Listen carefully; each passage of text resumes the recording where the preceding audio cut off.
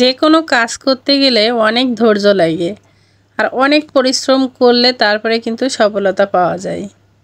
এখনো পর্যন্ত আমি ফেসবুক বা ইউটিউবে মাঝে মাঝে ভিডিও দিয়ে যাই, মাঝে মাঝে অধৈর্য হয়ে যায়, তারপরেও ভাবি যে দিয়ে যদি কোনো একদিন সফলতা আসে।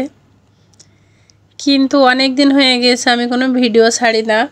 এই ভিডিওগুলো কিন্তু 2 মাস আগে করা, আর এখন 2 মাস পরে এডিট করে ছাড়ছি। মাঝে একবার চিন্তাভাবনা নিয়েছিলাম, তখন কিন্তু দেশের অবস্থা খুব একটা ভালো ছিল না, যে কারণে ভিডিও এডিট করা হয়নি। আসলে আমরা কিন্তু সবাই একজন একজনের সাথে যোগসূত্রে বাঁধা। যেমন দেশের এই চলমান পরিস্থিতিতে আমাদের মন কারোরই ভালো ছিল না। যে যেভাবে পারছে সেভাবেই কিন্তু তার নিজের জায়গা থেকেই প্রতিবাদ জানিয়েছে বা আন্দোলনে গিয়েছে, বা কেউ বাসায় থেকেই কিন্তু ভিডিওগুলো দেখছে। এটা ওটা নিয়ে মানুষের কিন্তু মন খারাপ লেগেই আছে। আসলে দেশ ভালো না থাকলে আমরা ভালো থাকি না, সেটা আবারও প্রমাণ হলো। আমার একবারও মনে হয়নি যে আমি একটা ভিডিও এডিট করে ছেড়ে দিব। যেখানে মানুষেরই এই অবস্থা, সেখানে আসলে এগুলো সাজে না। এজন্য ভিডিওটা অনেক দিন ধরে পড়েছিল। আরও অনেক ভিডিও আছে পড়ে আছে, আমার ভালো লাগে না এডিট করতে, ছাড়তেও ভালো লাগে না। আগের মতো ভিডিওর প্রতি কোনো টান নাই, ফিলিংস নাই। তারপরেও মাঝে মধ্যে মনে হয় না এগুলো থাক, নিজেদেরই তো কিছু অল্প কিছু কিছু অংশ এখানে স্মৃতিস্বরূপ ধরে রাখা হয়েছে। এই ভিডিওটা অনেক দিন আগে করা, বলছি তো 2 মাস আগে। তো এখন এসে ভিডিও এডিট করছি। আমার ভাই আসছিল মালয়েশিয়া থেকে, তো ওরে নেওয়ার জন্য আমাদের বাড়ি থেকে গ্রাম থেকে অনেকে আসছিল। তাই তাদের উদ্দেশ্য করে আর কি রান্নাবান্না করা ছিল। আর আমি যেহেতু ওদের সাথেই চলে যাবো, এজন্য আমি আবার রান্নাবান্না শেষে অনেক গোছগাছ করছিলাম। তা ওরা আসছিল, খাওয়া দাওয়া করে আমাদের যেতে যেতে রাত 2টা বাজে।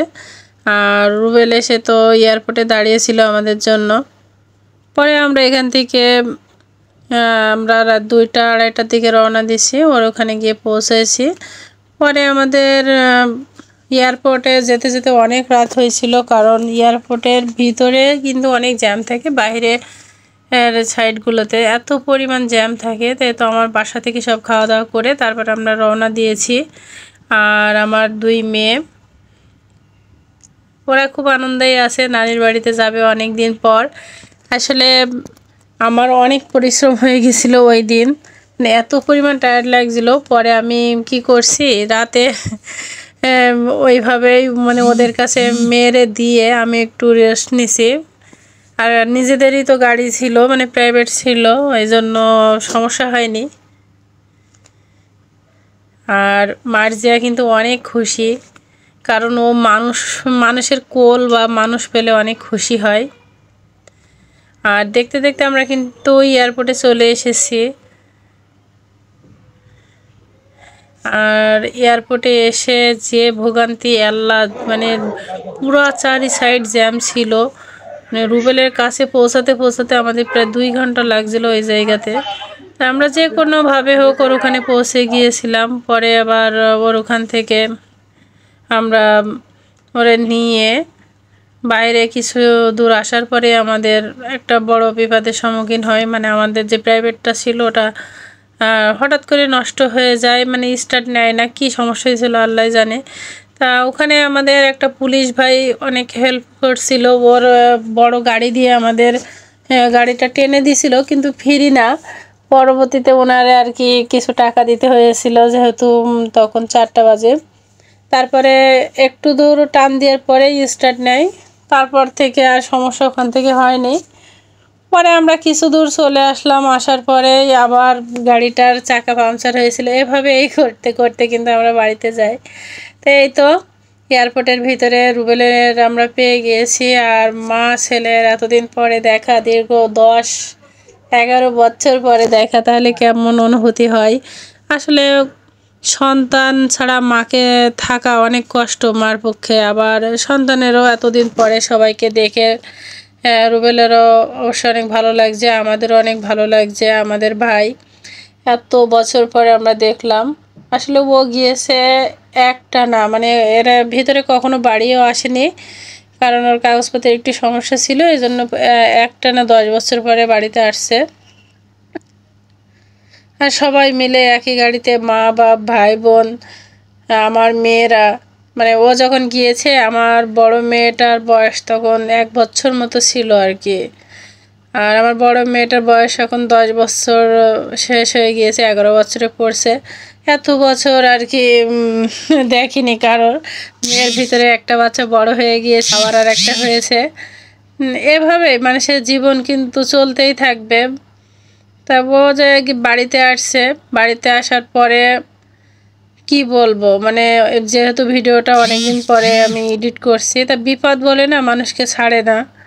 আমি তো ঢাকাতে আবার চলে আসছি, পরে কিছুদিন পরে ওর বিয়ে দেওয়া হয়। বিয়ের 15 দিন পরে ও অ্যাক্সিডেন্ট করে। মানে একের পর এক খারাপ সময় আমাদের পার হয়ে গিয়েছে। তা আমি তো গ্রামে যেতে পারিনি, যেহেতু আন্দোলন চলছিল। মানে ওর পুরো তো 1 মাসে আন্দোলন চললো, অনেক ভাইরা এখানে মৃত্যুবরণ করেছে, শহীদ হয়েছে। তাদের ফ্যামিলির জন্য অনেক দোয়া বা শোক প্রকাশ করা ছাড়া আমাদের আর কিছু করার নাই। যাই হোক, আল্লাহ তাদের ফ্যামিলির সবাইকে ভালো রাখুক, সুস্থ রাখুক। আর যে ভাইয়েরা মারা গেছে তাদের জান্নাতুল ফেরদৌস দান করুক আল্লাহ। এই তো। আর এর ভিতরে কিন্তু আমরা অনেক সুন্দর সুন্দর মুহূর্ত রাস্তায় পার করেছি। এই যে আমার মেয়ে, 2 মেয়ে নিয়ে আমার আব্বু ফটোশ্যুট করলো কিছু সময়। মানে রাস্তায় আমরা দাঁড়িয়েছিলাম, হঠাৎ করে গাড়ির চাকাটা পাংচার হয়ে গিয়েছিল, যার জন্য দাঁড়িয়েছিলাম। আর দাঁড়িয়ে বলতে কি অনেক সকাল, এই ওয়েদারটা যে এত সুন্দর ছিল, অনেক সকাল কিন্তু এটার 6টার বা 5:30টার ভিউ হতে পারে, কিন্তু এত সুন্দর ওয়েদার। এইখানে দাঁড়িয়ে অনেক ভালো লাগছিল। পরে গাড়িটা ঠিক হলে আমরা তো চলেই গেলাম। আর মিথিলা একটু বললাম যে মিথিলার একটু রিল করে দাও তো। বলে রিল কি আম্মু? আমি বললাম যে যাই হোক করবা। হ্যাঁ। তাহলে এখানে দাঁড়াও, আমি তোমার ভিডিও করি, এটাই রিল। পরে হাসে।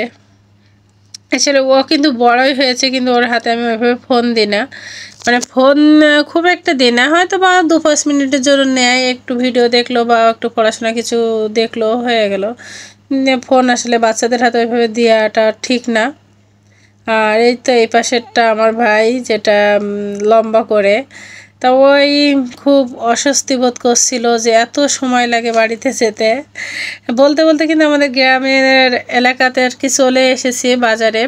তো এখানে আরেকটা ভাই ছিল, ওকে নামিয়ে দিয়ে আমরা চলে যাব। কথা বলতে বলতে কিন্তু ভিডিও শেষ প্রান্তে চলে এসেছি। সবাই ভালো থাকবেন, সুস্থ থাকবেন। আজকের মতো এখানেই বিদায় নিলাম। আল্লাহ হাফিজ, আসসালামু আলাইকুম। আর এখানে আমরা সবাই মিলে গল্প করছি, আর ও কি আনছে কি না আনছে এগুলো দেখছি। সবাই আমার ভাইয়ের জন্য বা আমাদের জন্য দোয়া করবেন। ভালো থাকবেন, সুস্থ থাকবেন।